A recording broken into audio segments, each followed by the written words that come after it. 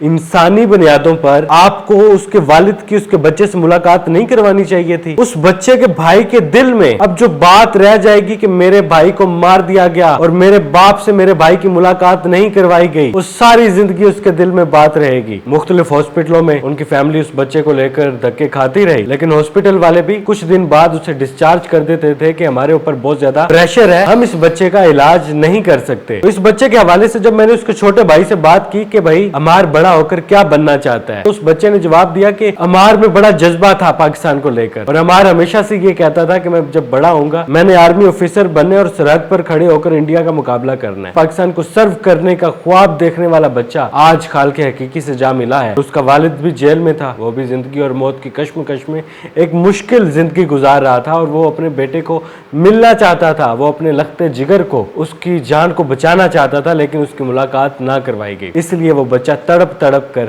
اپنی جان کی بازی کھو گیا. وائس آف نیشن میں خوش آمدید. میں ہوں عمران علی خان. میاں آباد فروخ پی ٹی آئی رہنما جن کو 9 مئی کے واقعے کے بعد گرفتار کیا گیا تھا، ان کا بیٹا زندگی اور موت کی کشمکش میں اپنے والد کو پکارتا رہا کہ میرے والد سے میری ملاقات کروا دی جائے، میری جان بچ جائے گی.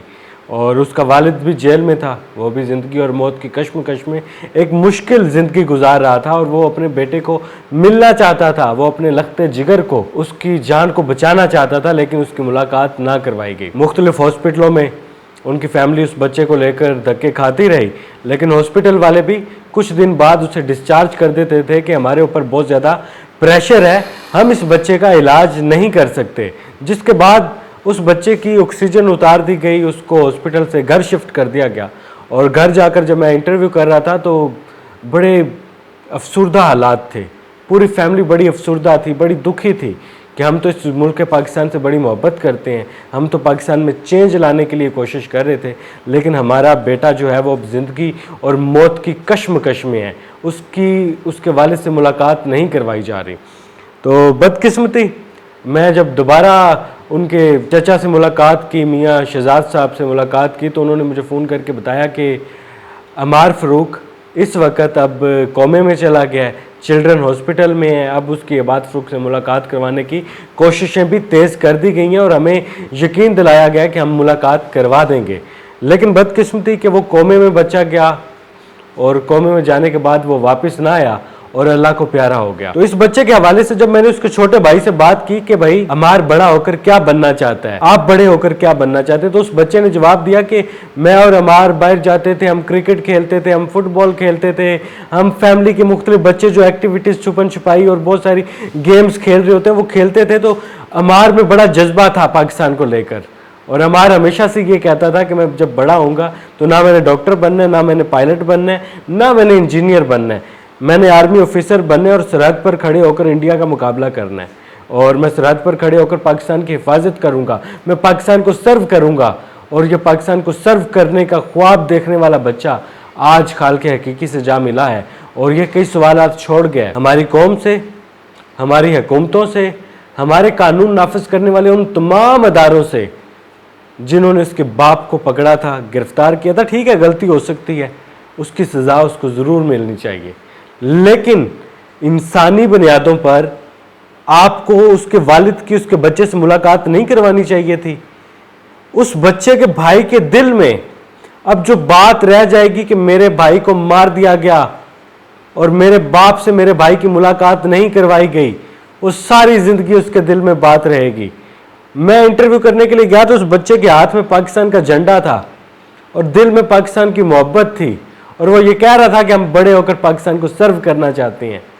کیا یہ محبت اس کے بھائی کے مرنے کے بعد بھی اس کے دل میں رہے گی؟ یہ سوال ہے. یہ ہمارے معاشرے سے، ہماری حکومت سے، ہماری ریاست سے جسے ہم اپنی ماں سمجھتے ہیں، اور ہم اپنی ماں سے اب سوال کرتے ہیں کہ اس بچے کی اس کے باپ سے ملاقات نہیں کروائی گئی، اس لیے وہ بچہ تڑپ تڑپ کر اپنی جان کی بازی کھو گیا.